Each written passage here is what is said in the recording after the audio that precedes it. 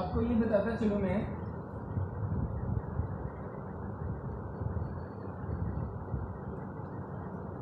कि ये undetermined coefficient का मेथड अप्लाई कब होता है।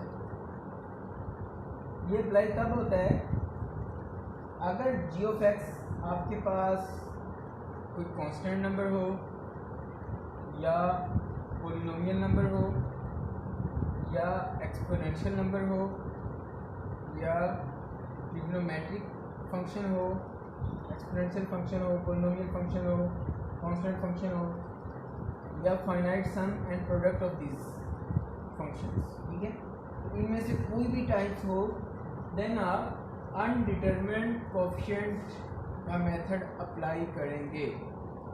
अभी एक हमने मेथड उसका फाइंड किया है, एक मेथड हमने सीखा है, उसमें हमने सुपरपोजिशन अप्रोच से किया है। तो अभी हम एनहिलेटेड ऑपरेटर अप्रोच से करेंगे।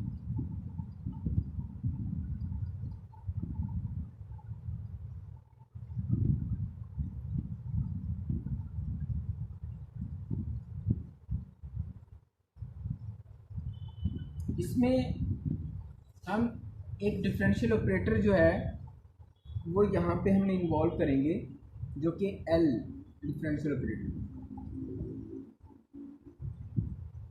ठीक है,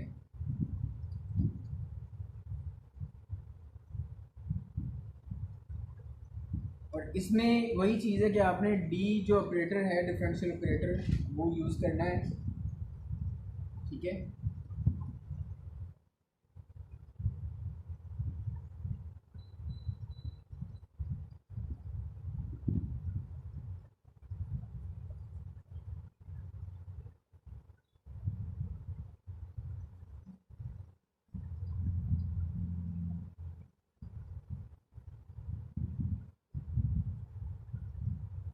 ये देखिए इसमें काम क्या करना है आपने,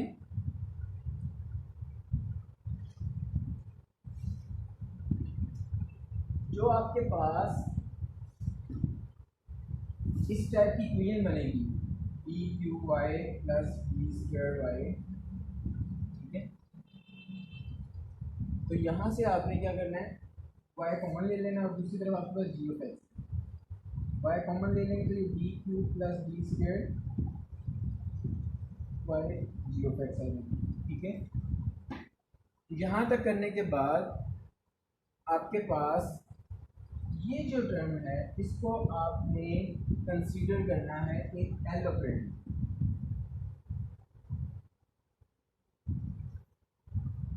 ठीक है, और जी ऑफ एक्स को आपने एल ऑफ वाई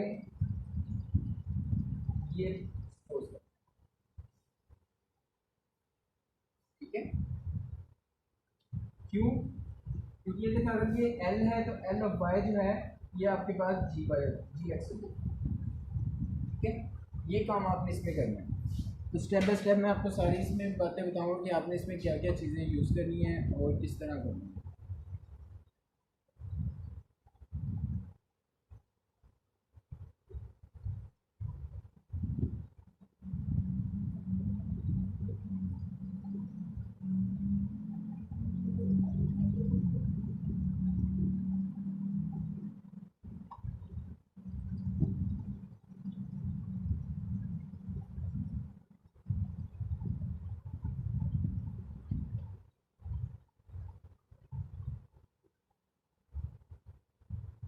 अच्छा, एनहिलेटर की तरफ हम जाएं। एनहिलेटर में अगर आपके पास हायर पावर क्यूब आ रही है, ये इसमें एक चीज़ ये भी यूज हो रही है। फर्ज करें आपके पास हायर पावर है y is equal 1 minus 5x² plus 8x³ then आपने लेट करना है d की पावर 4x³।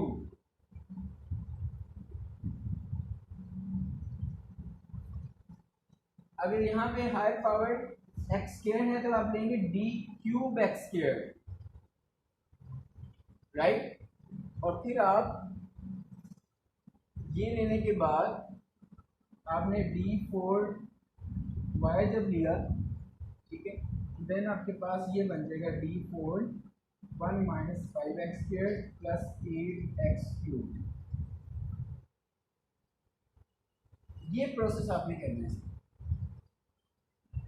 d4 यहाँ पे डिफरेंशियल ऑपरेटर है जो, और अगर इसका आंसर जो है तो इक्वल टू 0 आ रहा है,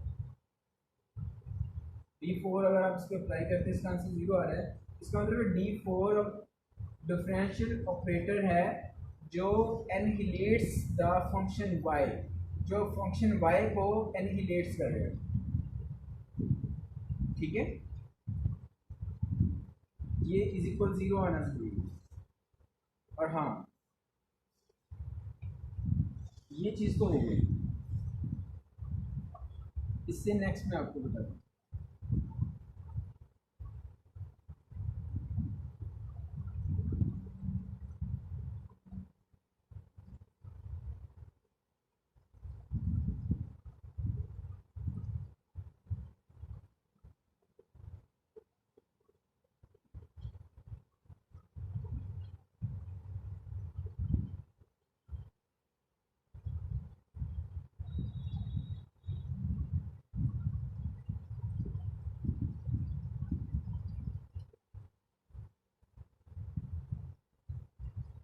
एक्सपोनेंशियल में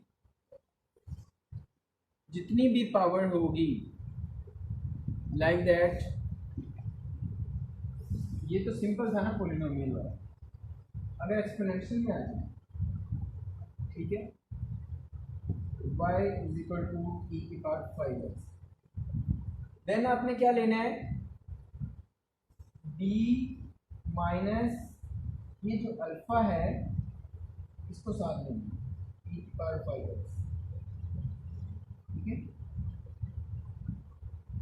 और जब आप इसको करेंगे तो d e की पावर 5x माइनस 5 e की पावर 5x, तो d से हमारा डेरिवेटिव है, अब इसका डेरिवेटिव लोगे तो साथ में 5 आ जाएगा। अब देखिए दोनों का आंसर 0 आ रहा है, तो इसका मतलब है कि जो d माइनस 5 है ये एनहिलेट्स कर रहा है इस फंक्शन y को। दो बातें मैंने अभी बता दी, एक ये कि अगर पॉलिनोमियल हो तब आपने कैसे डिफरेंशियल ऑपरेटर लेना है, अगर अगर पावर जो है वो ये एक्सपोनेंशियल फंक्शन है तब आपने कैसे लेना है, ठीक है। इसी तरह से हम आगे चलते हैं।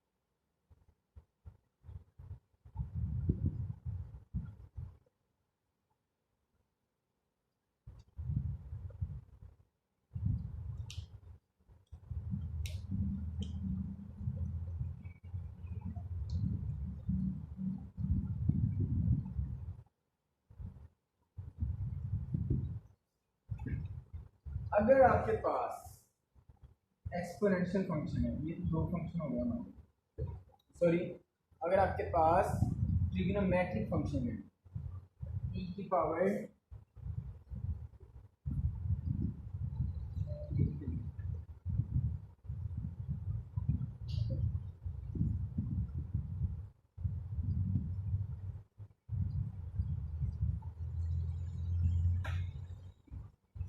e की power minus x cos 2x plus e की power minus x sine 2x, ये फंक्शन है, ठीक है। इसमें जो आपके पास n पावर है वो मैक्सिमम जो 1 है, n पावर जो आपके पास 1 है, ठीक है। इसकी भी n पावर 1 है, इसकी भी n पावर 1 है, ठीक है।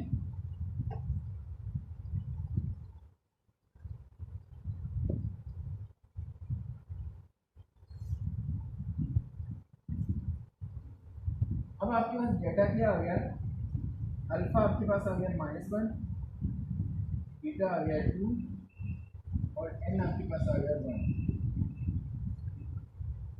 ठीक है, अब आप ये देखें, ये y1 है, ये y2 है। जब इस तरह का कोई फंक्शन आएगा तो आपके पास ये तीन वैल्यूज अगर आपके पास हैं तो देन आप एक डिफरेंशियल ऑपरेटर अप्लाई करोगे यहाँ पे, d² -2 alpha d plus alpha square plus beta square whole power n। इसमें आपने वैल्यूज पुट करनी। जब इसमें वैल्यूज पुट करोगे, अल्फा -1 है तो ये d² प्लस 2d आ जाएगा, अल्फा स्क्वायर -1 का स्क्वायर 1 प्लस बीटा 2 है, 2 का स्क्वायर 4 प्लस 1 5, n1 है, इसकी होल पावर 1 लेंगे तो ये आपके पास डिफरेंशियल ऑपरेटर जो है आपके पास ये आ गया, लीनियर डिफरेंशियल ऑपरेटर। ठीक है,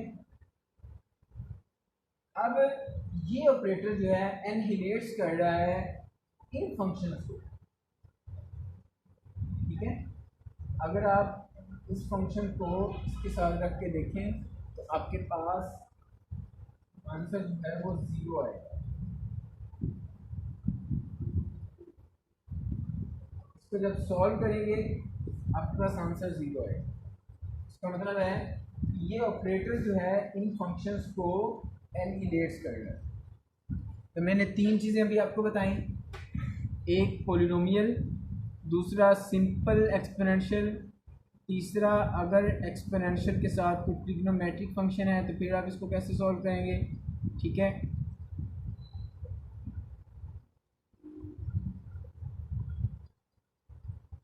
अब ये देखें, ये जो ऑपरेटर है आपके पास आया, इसको जब सॉल्व करेंगे तो आपके पास वैल्यूज, दो वैल्यूज आएंगी जो कि कम्प्लेक्स वैल्यूज होंगी।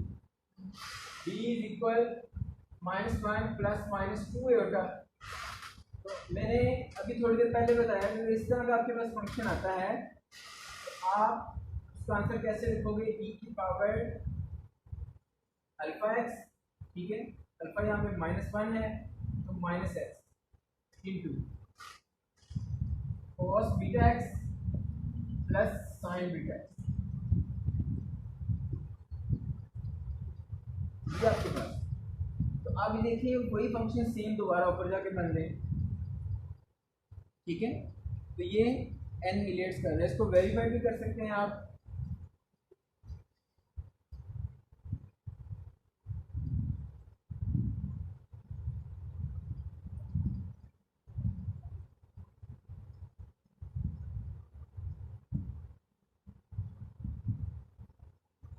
अब ये एग्जांपल नंबर देखें, एग्जांपल नंबर 13। इसमें क्वेश्चन है 7 - x प्लस 6 साइन 3x। ठीक है,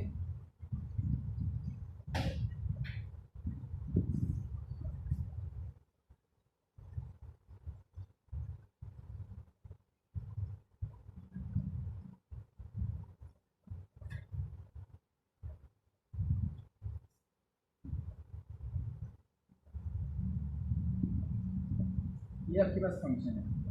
अब ये एक अलग टाइप है फंक्शन की और ये एक अलग टाइप है, इसको y1 कर लो, इसको y2 कर लो। ठीक है, तो पहले आप इस y1 का एनहिलेट्स फंक्शन देखिए, मैक्सिमम पावर 1 है तो आप इसके साथ d² लोगे। ठीक है, ये वो इसको 0 कर देगा। अब देखो 6 साइन 3x, तो ये इसका आ जाएगा d²। अब इसमें अल्फा तो 0 है ठीक है, क्योंकि e की पावर 0x, यहाँ पे अल्फ़ा ये 0 है, बीटा इसमें 3 है। ठीक है, तो 3 स्क्वायर 9 हो जाएगा, d स्क्वायर प्लस 9। ये वही फार्मूला यूज़ किया है जो अभी हमने यूज़ किया था। ठीक है, तो फार्मूला क्या था, d square minus 2 alpha d plus alpha square plus beta square whole power 9। ये फार्मूला था, इस फार्मूले से हमारे पास ये आंसर आया। ठीक है, जब ये आंसर आया तो साथ में y 2x लिखी, इसका आंसर भी 0 आएगा। इसका मतलब है कि ये जो लीनियर डिफरेंशियल ऑपरेटर मैंने अभी बताए हैं, ये इन फंक्शंस को एनहिलेट कर रहे हैं।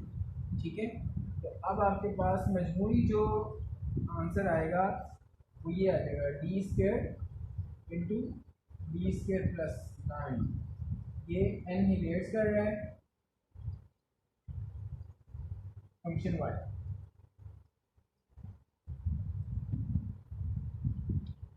ठीक है, इसी तरह ये आगे फंक्शन है उनको आपने सॉल्व करना है।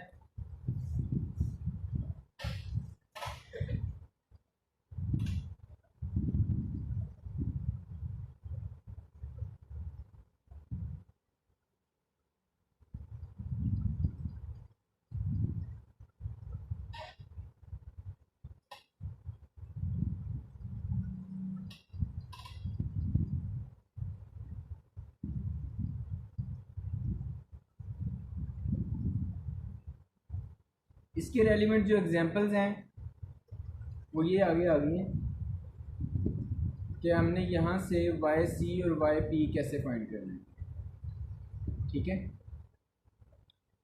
फर्स्ट ऑफ ऑल आपने जो जी ऑफ एक्स है उसको आपने एल वाई बनाना है।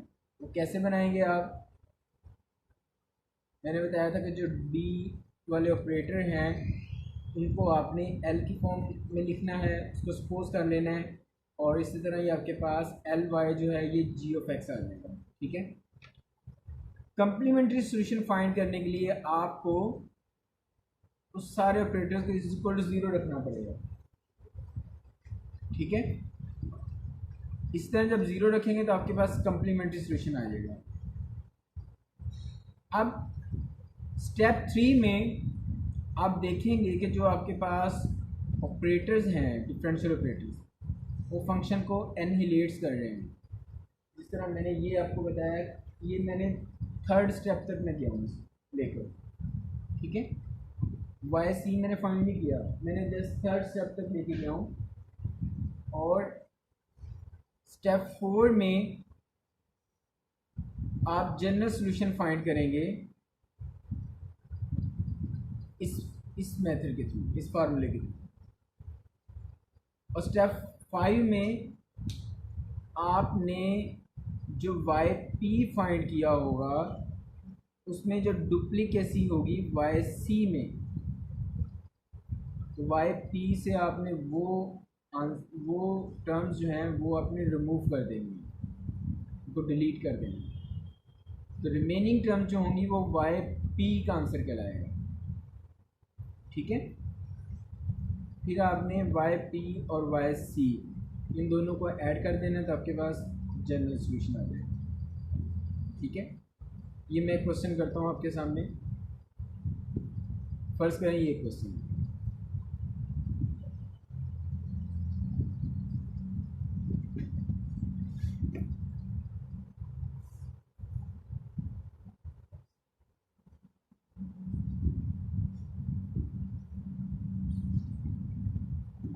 क्वेश्चन क्या है, y double prime plus 3 y prime plus 2y is equal 4x square. ये आपके पास एक डिफरेंशियल इक्वेशन है जो कि नॉन होमोजीनियस है।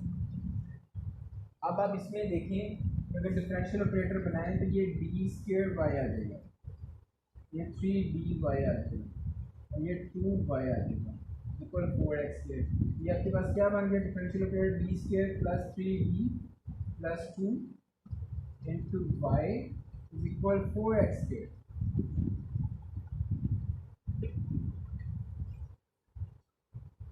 ये आपका सेकंड स्टेप है, ठीक है। फर्स्ट स्टेप में तो आपने डिफरेंशियल ऑपरेटर लगाया, सेकंड स्टेप में आपने कॉमन ले लिया। अब ये देखिए ये L y is equal g x बन है, ठीक है। ये सारे का सारा ऑपरेटर जो है इसको एल कंसीडर करें। आप थर्ड स्टेप पे आ जाए।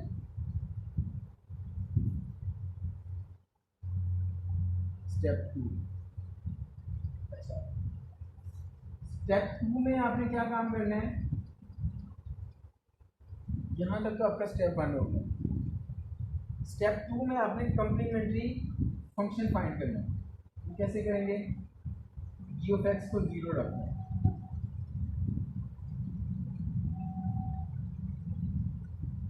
अब this one is equal to 0, y is not equal to 0। जब this one is equal to 0 है देन आपके पास सॉल्यूशन आएगा, इसको आप फैक्टराइज कर लेते हैं, plus B plus 2d plus 2, तो d into D plus 1 plus 2 into D plus 1। तो यहाँ से आपका आंसर आ जाएंगे d इज इक्वल -1 और d इज इक्वल -2। तो आपके पास 2 आंसर आ गए जो कि रियल भी हैं और डिस्टिंक्ट भी हैं।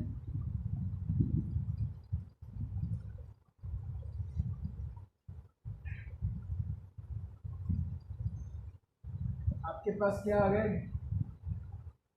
वन सॉल्यूशन आ गया -1 और एक -2। ये आपके पास रूट्स आ गए रियल एंड डिस्टिंक्ट। तो बाय सी कैसे फाइंड करेंगे, c1 e की power -x plus c2 e की पावर -2x।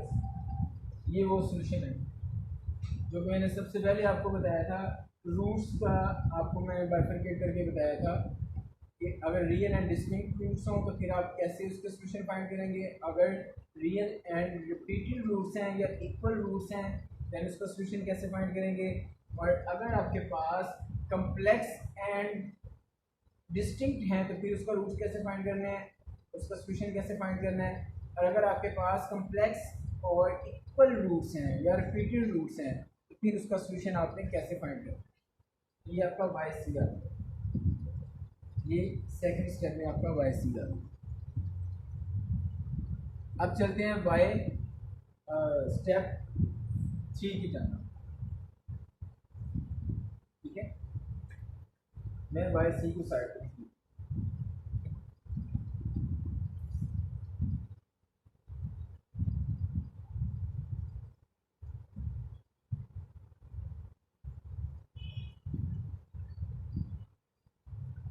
अब थर्ड स्टेप की तरफ चलते हैं। थर्ड स्टेप में हमने क्या करा, अब ये देखें आपके पास जी ऑफ एक्स क्या है, 4x, इसकी मैक्सिमम पावर क्या है। अब हम इसमें वो डिफरेंशियल ऑपरेटर को यूज़ करेंगे जो एनहिलेट्स कर रहा होगा इसे, वो ऑपरेटर यूज़ करना है हमें। मैक्सिमम पावर 2 है तो हम उससे एक पावर इंक्रीज करके लेंगे। पोलिनोमियल में जितनी पावर होती है हम उससे एक पावर इंक्रीज करके लेंगे। तो ये 4d³x², ठीक है।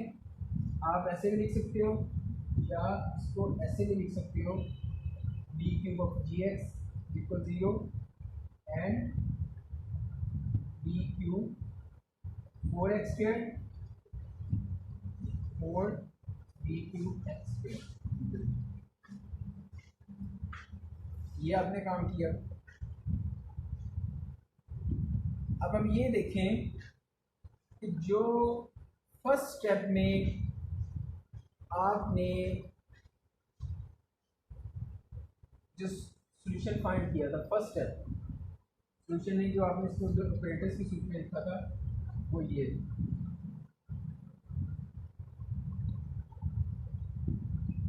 अब ये हमने एक तरफ अप्लाई करके देखा कि हमारा क्या आंसर आ रहा है जी ऑफ एक्स के साथ। अब आपने क्या काम करना है, आपने दोनों तरफ अप्लाई करना है, जी ऑफ एक्स की तरफ भी और लेफ्ट हैंड साइड पे भी आपने इसको अप्लाई करना, ठीक है। जब अप्लाई करेंगे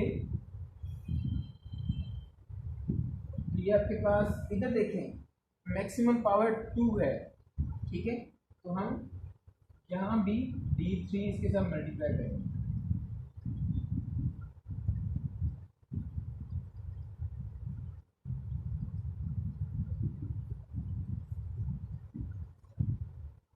ठीक है। अब ये आपके पास एक नई इक्वेशन बन गई है।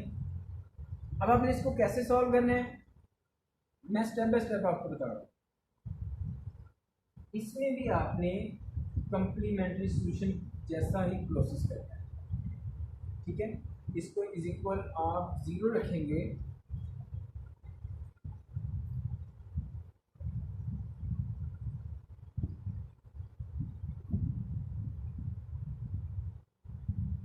इसको 0 रखिए जैसे हमने कंप्लीमेंट्री सॉल्यूशन फाइंड किया।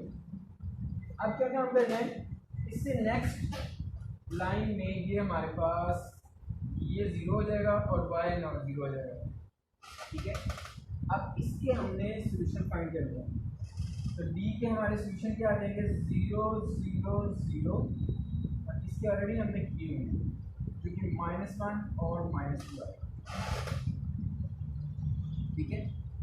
अब आपके पास सॉल्यूशन क्या बनेगा, c1 e की पावर 0x प्लस, अब ये 3 जो है ये रिपीटेड रूट्स हैं, रियल हैं लेकिन रिपीट कर रहे हैं। तो अब हमने क्या है, कैसे लिखेंगे इनका सॉल्यूशन, c2x e की power 0x plus c3x² e की पावर 0x प्लस c4x, उसमें नहीं है क्योंकि दोनों डिस्टिंक्ट हैं, c4 e की पावर -x, या आप उसको फर्स्ट पे भी ले सकते हैं, प्लस c5 e की पावर -2x, ठीक है।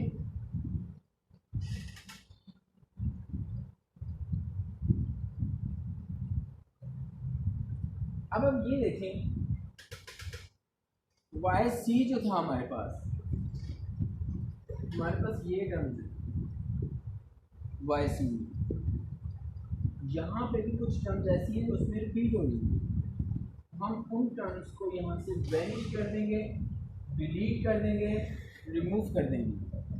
तो यहाँ पे आपके पास जो रिमेनिंग आंसर है वो क्या आ जाएगा, रिमेनिंग आपके पास टर्म्स क्या आ जाएगी, c1 plus c2x plus c3x²,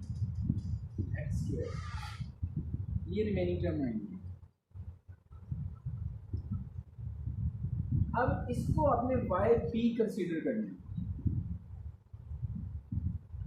ठीक है। yp कंसीडर करने के लिए आप इसको ये देखेंगे c1 उसमें भी इन्वॉल्व है, इसमें भी इन्वॉल्व है, हम इनके नाम चेंज कर देते हैं, मैं A B और कैपिटल C कर, ये मैंने YP का इसको नाम दे दिया, ठीक है।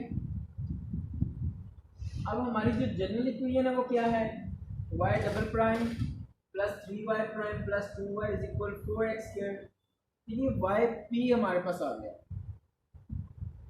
इससे प्रीवियस लेक्चर में जो कि अभी रिसेंटली हम कर रहे थे उसमें ये सॉल्यूशन हम खुद से अज्यूम करते थे, लेकिन यहाँ पे ये सॉल्यूशन खुद बन रहा है, ठीक है। जब सॉल्यूशन बन रहा है तो अब हम इसके डेरिवेटिव लेंगे, फर्स्ट डेरिवेटिव, सेकंड डेरिवेटिव, और यानी इस पूरी डिफरेंशियल इक्वेशन में हमने इनके डेरिवेटिव्स और y की वैल्यू पुट करनी है, ठीक है।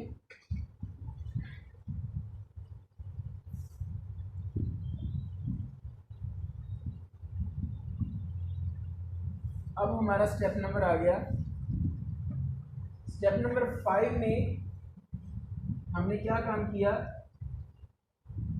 जो वैल्यूज YC में डुप्लीकेट हो रही थी, उन वैल्यूज़ को हमने यहाँ से डिलीट कर दिया स्टेप 5 में। स्टेप 6 में हमने क्या काम किया, इसको वाई पी का नाम दे दिया। ठीक है, अभी हम स्टेप नंबर 7 पे जाएंगे।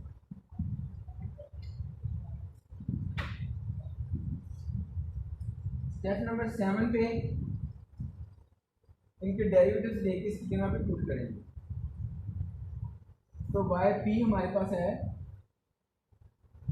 ए plus B x plus c x square, इसका डेरिवेटिव ले लें तो आ जाएगा बी प्लस 2c(x), इसका फिर एक डेरिवेटिव लें 2c, ये मैंने इसके डेरिवेटिव ले लिए।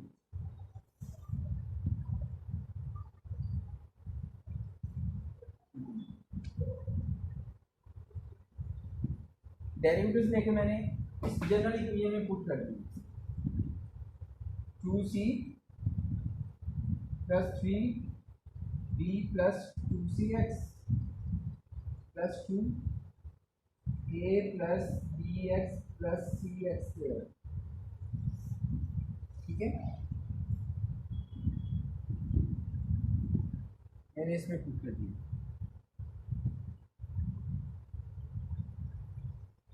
और दूसरी तरफ क्या है 4x स्क्वायर।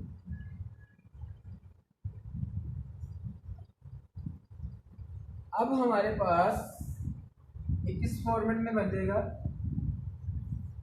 2c(x) square. अब x की वैल्यूज क्या है 2b plus 6c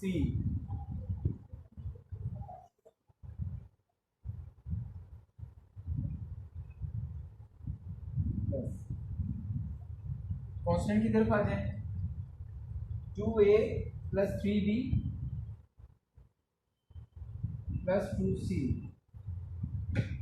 is equal 4x square. यहाँ पे भी हम कंपेयर करेंगे, compare the coefficients. x square के जो कंपेयर करने से 2c इज इक्वल 4, वहाँ से c की वैल्यू हमारे पास आ गई 2, x का 2b plus 6c is equal 0, c और 2 है हमारे पास, ये 12 हो जाएगा और 2b आ जाएगा। यहाँ से b की वैल्यू आ जाएगी -6। अब इन दोनों को आपने 2a plus 3b plus 2c is equal 0, ये 4 हो जाएगा और 3b minus 18 2a is equal 0, तो -14 यहाँ पे हो गया, दूसरी जगह पे +14, तो a इज इक्वल 7।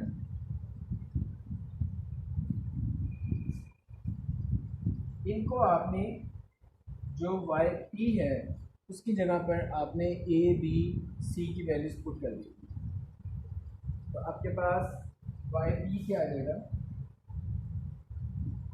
ए क्या है 7 plus B x minus 6x और प्लस सी एक्स स्क्वायर तो प्लस 2x स्क्वायर। ये दो सॉल्यूशन हमने फाइंड कर लिए y p and y c. अब जनरल सॉल्यूशन की तरफ हम जाते हैं।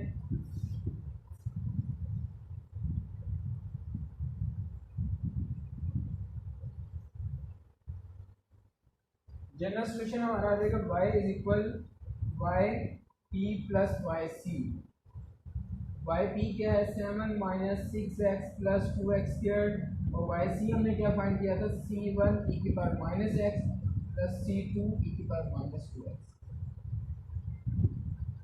ये हमारे पास जनरल, ठीक है स्टूडेंट्स। इससे रेलिवेंट जो एग्जांपल्स हैं वो आपने खुद ट्राई करनी है, और अगर सॉल्व ना कर पाओ आपसे या कोई कन्फ्यूजन हो किसी भी स्टेप में या किसी भी में प्रोसेस सॉल्व करने में, तो आपने नेक्स्ट टाइम लेक्चर से पहले मेरे से डिस्कस कर लेने हैं, ठीक है। तो यहाँ पे लेक्चर जो हमारे हैं वो लेक्चर नंबर 19 जो है वो वाइंड अप हो गया है। उससे रेलिवेंट ये एक्सरसाइज है, इसको भी आपने सॉल्व करना है, ये सारी की सारी। अच्छा, ये मैंने आपको मेथड बताया हुआ है कि आपने इनिशियल वैल्यूज़ और बाउंड्री वैल्यूज़ इनको किस तरह अप्लाई करना है। तो आंसर फाइंड करने के बाद आपने उनकी जगह पे जस्ट एक्स की वैल्यू पुट करके, ये एक्स की वैल्यू है Y of x, Y of X पाई/2 आप पुट करेंगे एक्स की जगह पे, तो वाई का आंसर -1 है। तो ये पुट करने के बाद आप उसका मज़ीद उसकी जो इसमें कांस्टेंट आपको नज़र आ रहे हैं C1 C2, इनकी वैल्यूज़ भी आप फाइंड कर लेंगे, ठीक है। एक्चुअल सोल्यूशन की तरफ हम जाएंगे। तो ठीक है students, best of luck for the next time. अल्लाह हाफिज़।